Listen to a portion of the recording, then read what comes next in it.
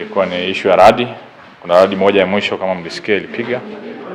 Chumba cha production ndio kiliungua.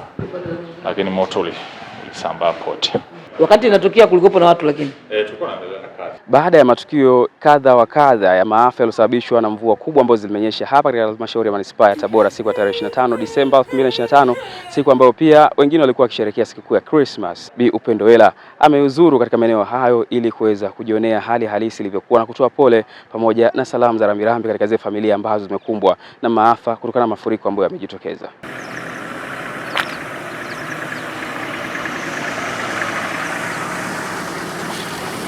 Na hapa na katika kata ya Tetemia, moja kati ya maeneo ambayo ametembelea mkuu wa wilaya ya Tabora Bi Upendo Ela, na hapa katika nyumba iliyopo nyuma yangu ni nyumba ya Bibi Kabichi Nasoro ambaye yeye amekupwa na maafa yaliyotokana na radi iliyosababishwa na mvua kali wakati akiwa shambani. Tupite na hapa tuje kuwapa pole wenzetu.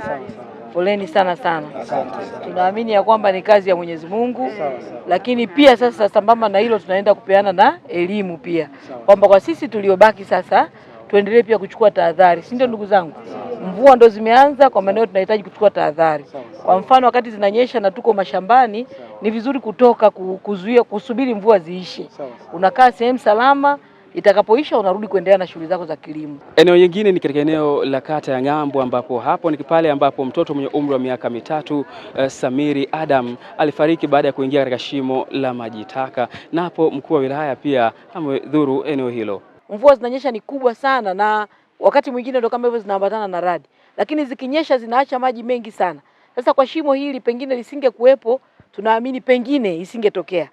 Sasa mtoto amekwenda amedumbukia kwenye shimo. Kwa hiyo wito wetu wa serikali ni kwamba kama tunayo mashimo ya namna hiyo, angalau kuchukua tahadhari. Kama hayana haja ya kuwepo basi kuyafukia. Lakini pia wito mwingine ni kwa wazazi sasa kuhakikisha tunakuwa makini na watoto, especially kipindi cha mvua, kwa sababu mtoto ni mdogo, yeye anaweza asiwe na uelewa mkubwa kama sisi. Kwingine tumekuta pia wanalima mipunga hii majaruba ya mipunga ambayo ni maeneo ya viwanja vya makazi.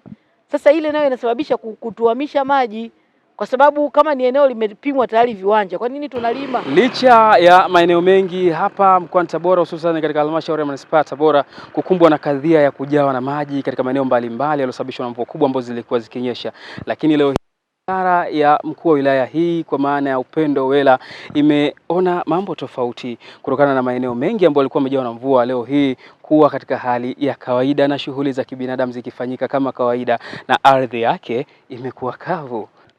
Hali ya leo kidogo nafuu, mvua ziyanyesha, maji yameenda, shughuli zimefanyika za hapa na pale.